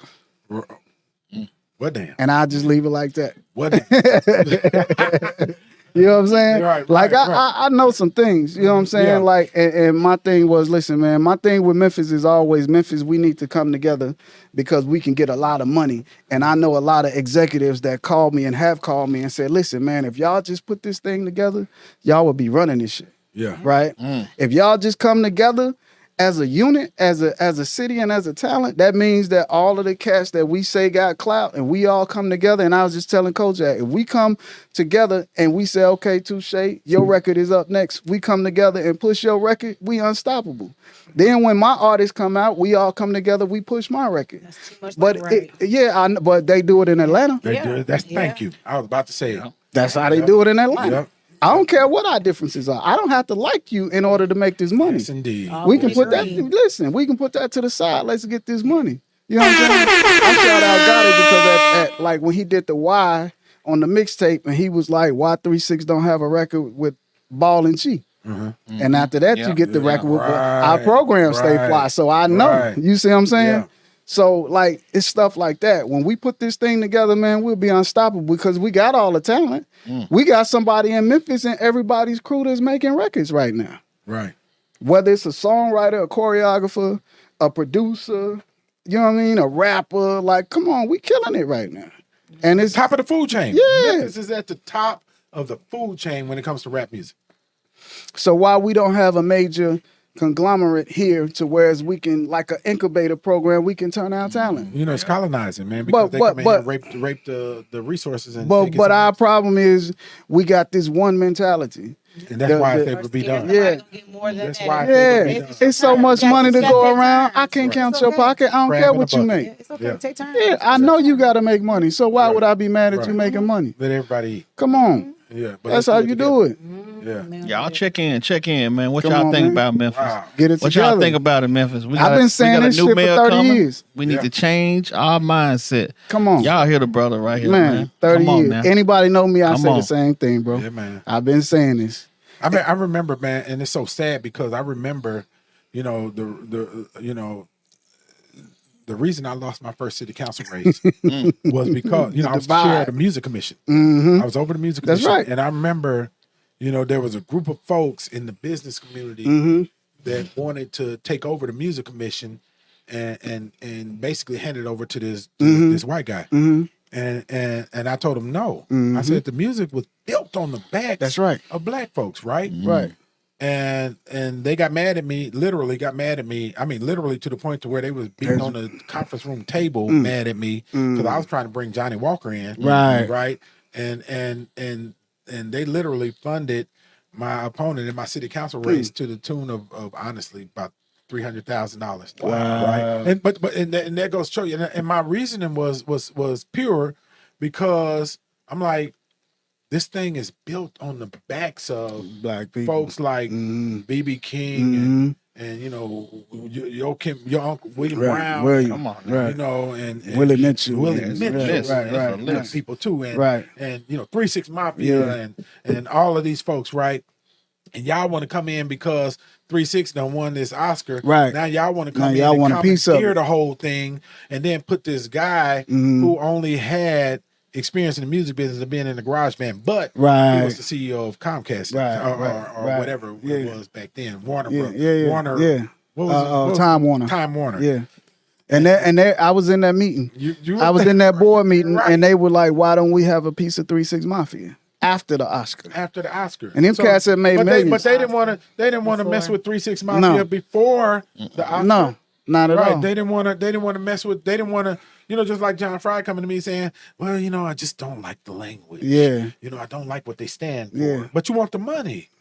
No, I always you can't." want the So money. when I said no, they literally, and I'm talking about the top businesses in the city of Memphis, literally beat their hands on the desk and said, you know, we got you. Yep.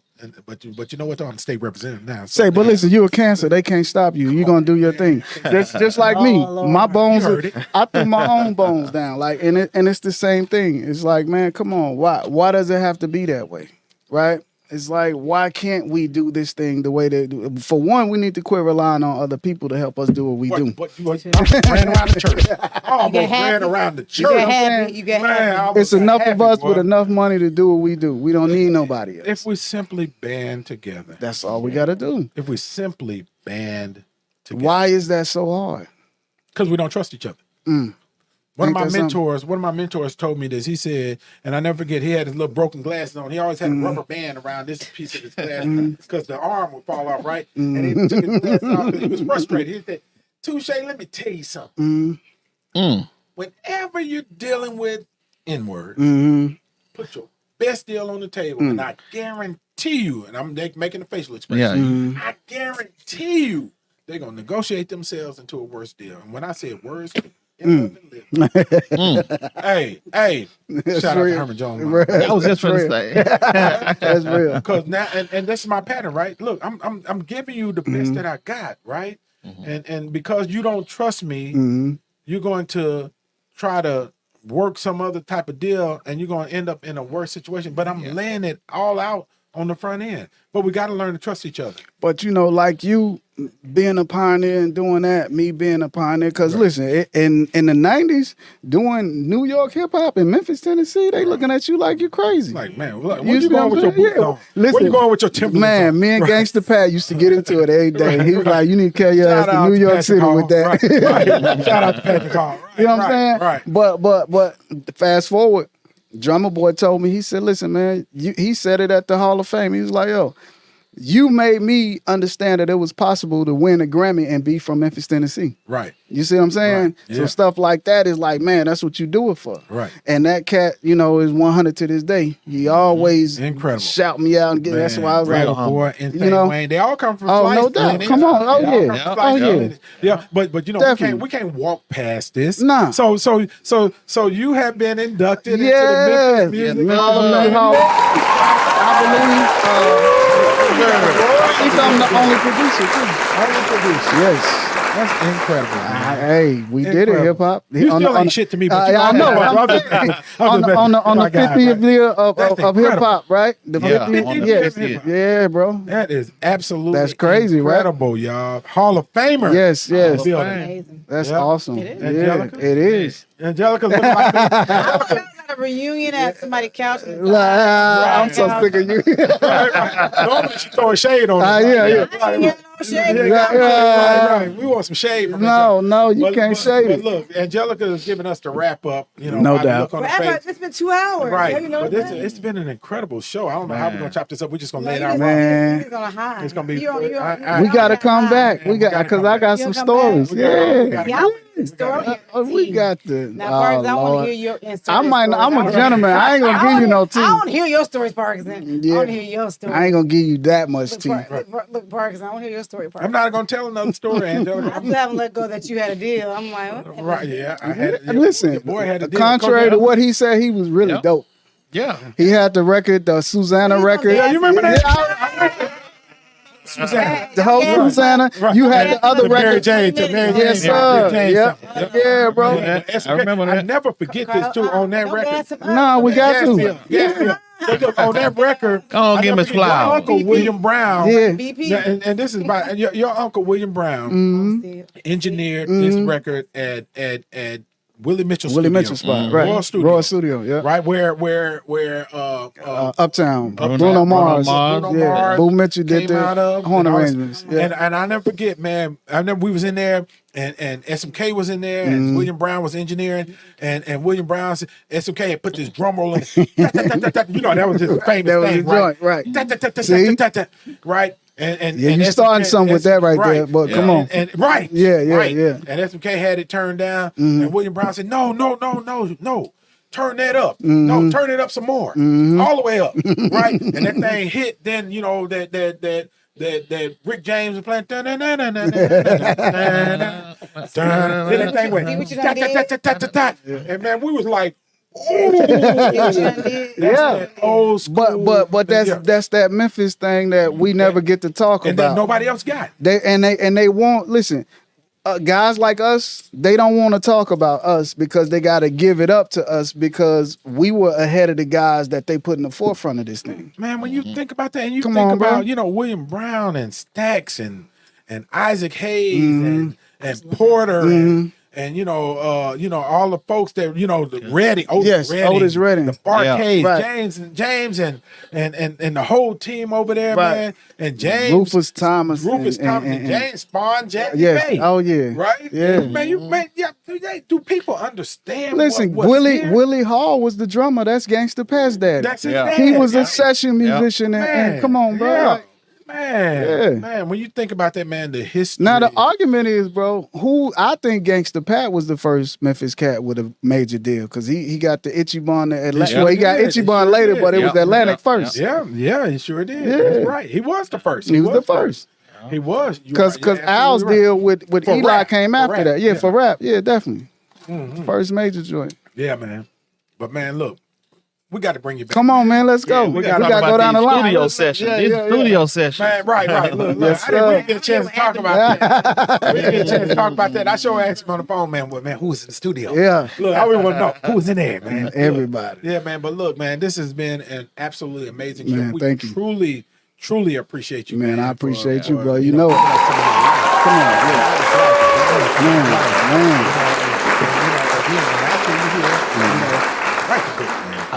Write the book, man. Write the book. I'm an AI that Sister joint. girl. Wife. Thank you. That's the writer. She's the writer. Okay, then you write Bestseller. the book. Bestseller. Give She's you the outline writer. and you just interview. She her. know all this shit. Right. Yeah, man. But y'all, look, I truly appreciate. Shout out to my wonderful co-host Angelica Jelly Woods. Let me tell y'all something. You educated. Did you I get don't know none of the people they was talking about. Did you get something from? I was listening to Spice Girls around this time. Don't Oh judge me. my God. No, we just. And they were Watch. Spice Girls off the chain. Right. I wish I had a record on the Spice That's gonna be the Girls. clip. He gonna, Right. he gonna okay, I didn't get no shade. but- No, but- hell, You get oh, no thank shade. you. Nah, what's my girl named Nicole? Yeah. Stay focused and talk my Okay, talent. yeah. But no, honestly, hearing your story, I feel inspired. That's awesome. Hopefully, other people feel inspired. No, Yes. nothing. Just rejection does not mean nothing. Keep No. pushing. Who you are connected and married to matters. Yes. Hold All day. on. Okay. All day. Listen, Come on. Y'all missing all the nuggets. We talking Right, about. right. Thank you, boy. Yeah. You can't do nothing without that. I mean, I can speak on it. They look at connection negative, but no, Nah. it has a lot. Your helpmate matters. Yeah. Come on, man. That's Your the support backbone. team matters. Yeah. So when we come back, we're gonna talk about that. We're gonna put the wife on here. No doubt. We're gonna scoop Kojak. That's a whole nother show. That's Yeah, dope. well, I want to hear. Thank you. Yeah, Ian, yeah. What it was like. Yeah, to because see she was somebody right there limelight from the in whole rush from the hour. jump. Having to hold it the down. whole That's what I want to know. exactly. But, Yeah. but okay. going back to the couch. I mean, you went through your whole soliloquy with your little Mountain Dew, Right. but it ain't Mountain Dew color though. No. Put that camera back on. You Oh, switched is that that what one? it is? Okay. Okay. I want y'all to know that this Kojak, he got a big cake. Them the Coca-Cola. joints. Not the real kind. That's Hey, that's those are classic better. Kojak. They made in the same time. DJ Kojak. I do it with the K. Hey, man. But no, I feel inspired because Great. That's awesome. awesome. And that's what I do it for. So that's awesome. and some people think it's impossible to see somebody like in reach. Nah. Right. So Yeah. he's right here in the city. Oh, come on. And, You can holler at Are me. we gotta in do the North? challenge Are we with in us. North He gonna do Memphis? the challenge. What's with the us. challenge? Your challenge is window is up. No. When we finish the Wife, you tell him I got a baby at MENIG. home. They be acting like I ain't on no time schedule. Right. You don't have a 2-hour segment. Okay, but you doing a soliloquy that's eating up the time to do the challenge. What- Hold What's the on, challenge? let me get this. What's the challenge? Y'all gonna talk about 3 minutes. They talked a M- whole yeah. hour and 45 minutes. I and took my 10. 3 minutes is eating up the time. Right. But no, I'm serious. A lot of people need to know, and people need to learn how to take correction. Mm-hmm. And we talked about emotional intelligence. People Oh, yeah. this world, especially Memphis, but that's a whole nother topic. You ADHD and hard. I'm ADHD, and y'all done been on the couch, studio, Right. cascading, sliding, Crystal Palace, Oh, yeah. pool parties, Gabrielle, Gangster Union, walking. Right. gangster walking. I got ADHD. Right. Flicking in the cars. Right. Brother rapping. Remember SMK with the ADHD. samurai? Yeah. Remember when they had the samurai? Mhm. Look, the Suzuki The samurai. Suzuki's around. Yeah. Hey, when Sean see this show, he gonna be He gonna be tripping. dying He was laughing, like, yeah. DJ Kojak, what about it, man? Man, man, this brother Yeah, here. go on, send it yourself, man. Send it This yourself so brother, we can see. well, this brother here, man, I'm telling you, we go way back, like I Yes. said, to the house. Yes. Right. To the house. Where's Center at? Right there, right in front of your Yeah. mic. Yeah. In front of your mic. Then he To gonna the turn house. the mic. Look. Yeah. And Lil y'all know Wayne. John. And that was John, which one John of the you talking about? first. John Best? Who you yeah, talking about? John Best. John John Best. Best, yeah, brother Yeah. John. That's one of the first tapes that I heard when I Oh, went to his house. wow. That's John crazy. Best. Like J Love, Yes. Love. Yeah. I'm talking about Yeah, you man, right. Yeah. them joints there. Oh, wow. I think if I can dig, Y'all talking because about I used to take 88.5 copies of John tapes Best? home. Yeah. I may have a copy. Yeah. I still may have a copy. John Best. Oh, come wow. on. I used to take them tapes home, man. It's You just see what I'm like, saying? oh my God. Oh, that's Shout out to crazy. brother Hella. John I Best. never heard his rap song, but I love him. Yeah. as a Oh whole. man. Yeah, we was a group. That's how I got. I was with. I met Pete and them, but John had got drafted to the New Jersey Nets. Yeah. And I went to summer camp with him. He put me on the bus from Memphis to New Jersey, and I went to summer camp. Incredible. And I was in the basement We're with gonna take Pete a off of that celebration trip. of John's Off of that trip. That trip. Man, come back to me. Yes, sir. Bars. Yeah. Man, hey, come back to me, I'm Michelle. sending John a picture. I right was the now. first person John met when he came to, other than his cousin. Well, he knew his cousin, but I was the first person he met in '86 when he first got to Memphis. Where's he from? Where's He's John from Asbury Park, New Jersey. What? Yeah. Man, come to me, Michelle. Yeah. Shout out to brother John. Brother John. That's my guy. Yeah, man. Bars. Man, we appreciate you, man. And Love you know, John. brother John can mix some house music. Too. Oh yeah. yeah. John, I'm yeah. still mad. He was in the He responded DJ my crew. text message. Yeah. We was all DJs. Wow. Yeah, definitely. He was That's in the crew. incredible. But that's a great way to end the show. You look, hey, you've been watching the Antonio Parkinson Project. Make sure you tune in. We're going to have another great show like this. Shout out to our guest, Carlos Broady, and Yes, sir. my wonderful co-host. And we will see you the next time. It's the Antonio Parkinson Project. You're watching the Antonio Parkinson Project. Powered by Black Market Strategies.